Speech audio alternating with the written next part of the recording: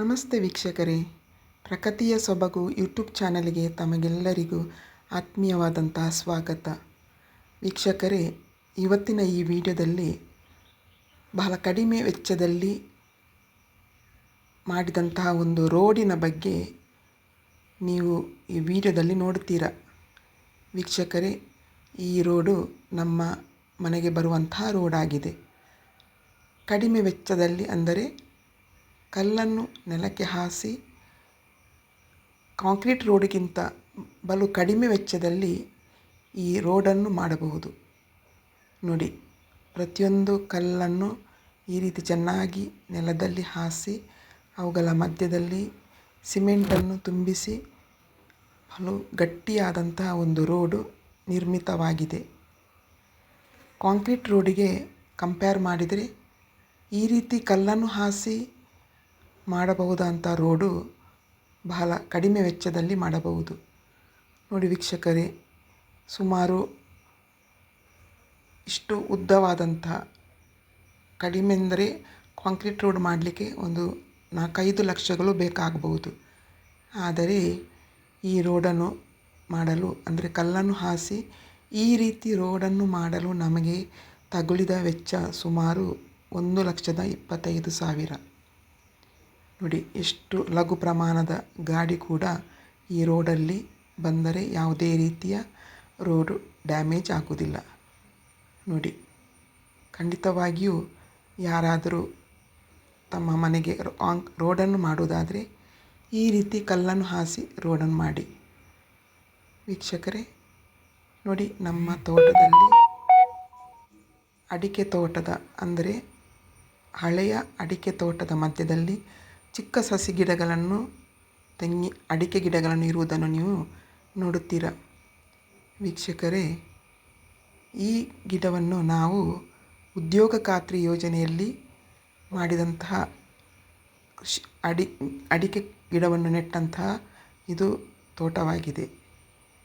ನಮಗೆಲ್ಲರಿಗೂ ಈ ಉದ್ಯೋಗ ಖಾತ್ರಿಯ ಪ್ರಯೋಜನವನ್ನು ಪಡೆಯಬಹುದು.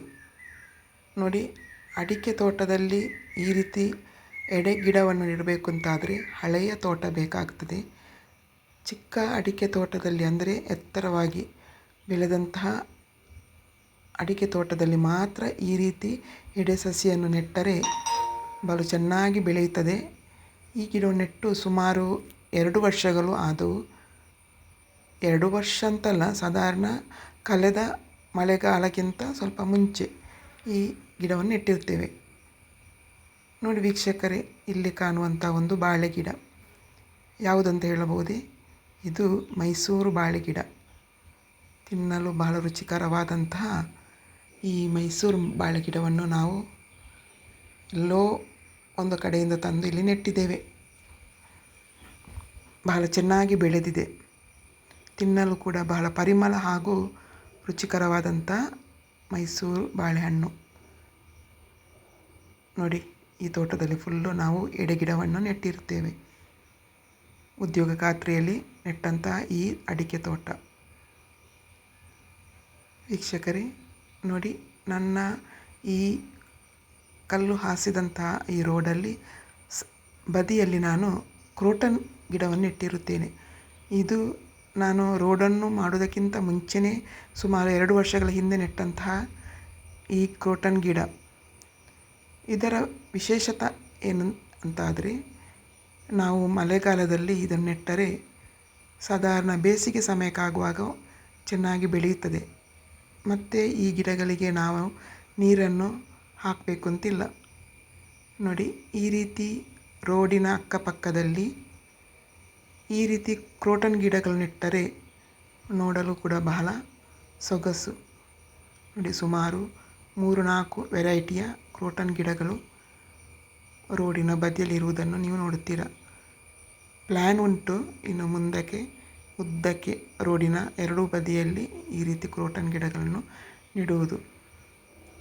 ರೋಡಿನ ಕೆಲಸ ಕಂಪ್ಲೀಟ್ ಆಗಿದೆ. ಮುಂದಿನ ಸಮಯದಲ್ಲಿ ನಾನು ಈ ರೀತಿ ನೆಡುತ್ತೇನೆ. ವೀಕ್ಷಕರೇ ನೋಡಿ, ಇದೊಂದು ಬಟರ್ ಫ್ರೂಟ್ ಅವಕಾಡೋ ಅಂತ ಕರೆಯಲ್ಪಡುವ ವಿದೇಶಿ ಹಣ್ಣಿನ ಗಿಡ. ಈ ಗಿಡ ನೆಟ್ಟು ಸುಮಾರು ಒಂದು 15 ವರ್ಷಕ್ಕಿಂತ ಮೇಲಾಗ್ಬೋದು. ನೋಡಿ ವೀಕ್ಷಕರು, ಇದರ ಬುಡ ನೋಡುವಾಗಲೇ ನಿಮಗೆ ಗೊತ್ತಾಗ್ತದೆ ಎಷ್ಟು ಹಳೆಯದಂಥ ಗಿಡ. ಆದರೂ ಕೂಡ ಒಂದೇ ಒಂದು ಹಣ್ಣು ಈ ಗಿಡದಲ್ಲಿ ಆಗಿಲ್ಲ. ನಾನು ಏನು ಮಾಡಿದೆ ಅಂತ ಹೇಳಿದರೆ, ಈಗಾಗಲೇ ಹಣ್ಣು ಕೊಡುವಂಥ ಒಂದು ಡ್ರ್ಯಾಗನ್ ಫ್ರೂಟ್ ಗಿಡದ ಒಂದು ತುದಿಯನ್ನು ತಂದು ಕಟ್ಟಿಂಗ್ ಮಾಡಿ ಇದಕ್ಕೆ ನಾನು ಕಸಿ ಕಟ್ಟಿರುತ್ತೇನೆ. ನೋಡಬೇಕು ಮುಂದಕ್ಕೆ ಈ ರೀತಿ ಕಸಿ ಮಾಡಿರುವುದರಿಂದ, ಅಂದರೆ ಈಗಾಗಲೇ ಹಣ್ಣು ಆಗುವಂತಹ ಗಿಡದಿಂದ ಒಂದು ಗೆಲ್ಲನ್ನು ತಂದು ಈ ರೀತಿ ಈ ಗಿಡಕ್ಕೆ ನಾನು ಕಸಿ ಮಾಡಿದರೆ ಹಣ್ಣು ಆಗ್ಬೋದು ಎಂಬುದು ನನ್ನ ಕಲ್ಪನೆ.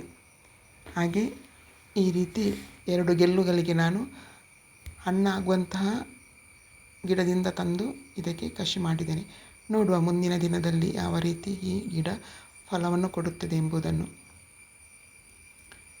ಇಷ್ಟು ಹಳೆಯದಾದ ಗಿಡ ಆದರೂ ಒಂದೇ ಒಂದು ಹಣ್ಣಾಗಿಲ್ಲ.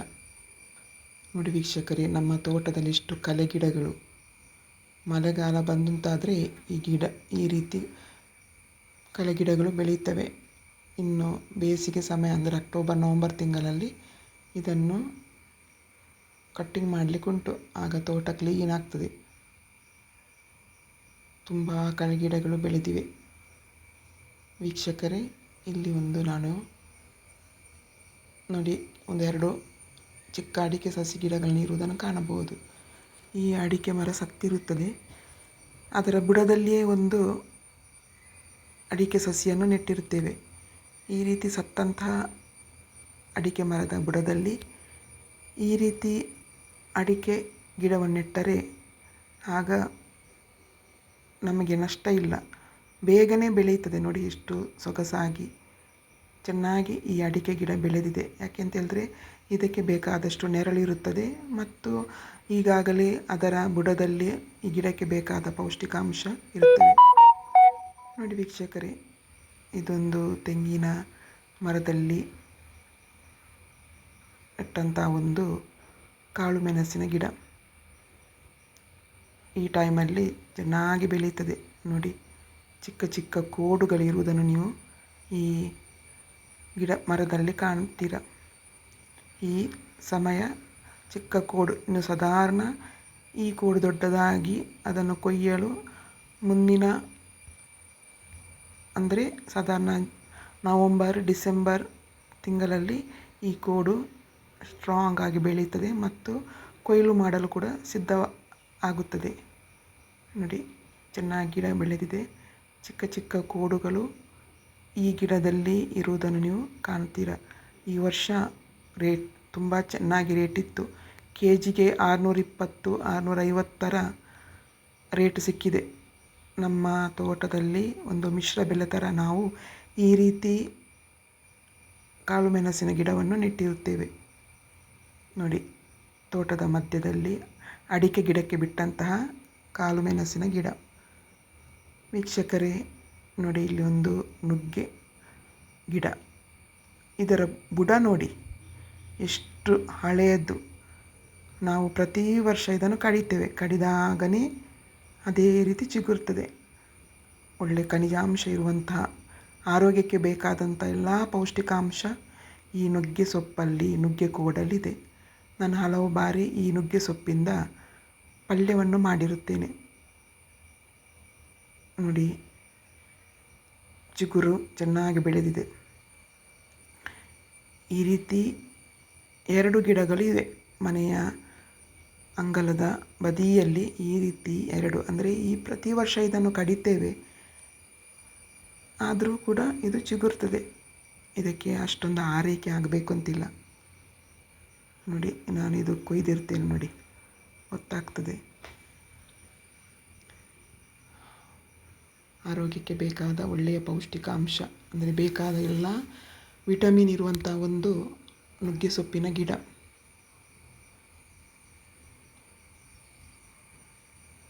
ಅಂಗಳದ ಬದಿಯಲ್ಲಿದೆ. ಇದನ್ನು ಹಾಗೆಯೇ ಬಿಟ್ಟರೆ ಬಹಳ ಎತ್ತರಕ್ಕೆ ಬೆಳೆಯುತ್ತದೆ. ವೀಕ್ಷಕರೇ, ಇಲ್ಲಿ ಒಂದು ಚಿಕ್ಕ ಅಡಿಕೆ ಸಸಿ ಗಿಡ ಇರುವುದನ್ನು ಕಾಣ್ತೀರ. ನೋಡಿ, ಇದು ನೆಟ್ಟು ನಾನು ಸುಮಾರು 1 ತಿಂಗಳಾಯಿತು. ಈ ಗಿಡ ಮಳೆಗಾಲ ಕಳೆದ ಮೇಲೆ ಚೆನ್ನಾಗಿ ಬೆಳೀತದೆ. ಈ ರೀತಿ ಚಿಕ್ಕ ಮೊಳಕೆ ಬಂದಂತಹ ಅಡಿಕೆ ಸಸ್ಯ ಗಿಡವನ್ನು ಕೂಡ ನೆಡಬಹುದು. ನೋಡಿ, ಈ ಗಿಡದ ಪರಿಚಯ ಇದೆಯಾ? ಇದು ವೆನಿಲಾ ಗಿಡ. ವೆನಿಲಾ ಗಿಡ ಬಹಳ ಬೆಳೆ ಬಾಳುವಂಥ ವೆನಿಲಾ ಎಂಬುದು ಬಹಳ ಬೆಳೆ ಬಾಳುವಂಥ ಒಂದು ಕಾಯಿ. ನೋಡಿ, ಬಳ್ಳಿ ಚೆನ್ನಾಗಿ ಹಬ್ಬಿದೆ. ನೋಡಿ, ಇದು ಕೋಡು. ಆದರೆ ಇದರಲ್ಲಿ ನಾನು ಪರಾಗಸ್ಪರ್ಶ ಮಾಡದೇ ಇರುವುದರಿಂದ ಇಲ್ಲಿ ಕೋಡು ಇಲ್ಲ. ಅದಕ್ಕೆ ಬೆಳಗ್ಗೆ ಬೇಗನೆ ಎದ್ದು ಅದನ್ನು ಪರಾಗಸ್ಪರ್ಶ ಮಾಡಿದರೆ ಮಾತ್ರ ಕೋಡು ಬೆಳೀತದೆ. ಆದರೆ ಇರಲಿ ಅಂತೇಳಿ ಈ ರೀತಿ ಒಂದು ವೆನಿಲಾ ಗಿಡವನ್ನು ನಾನು ನೆಟ್ಟಿರುತ್ತೇನೆ. ವೀಕ್ಷಕರೇ, ಈ ವಿಡಿಯೋದ ಬಗ್ಗೆ ಇಷ್ಟ ಆದರೆ ನಿಮಗೆ ಲೈಕ್ ಮಾಡಿ, ಶೇರ್ ಮಾಡಿ, ಕಮೆಂಟ್ಸ್ ಮಾಡಿ. Thank you.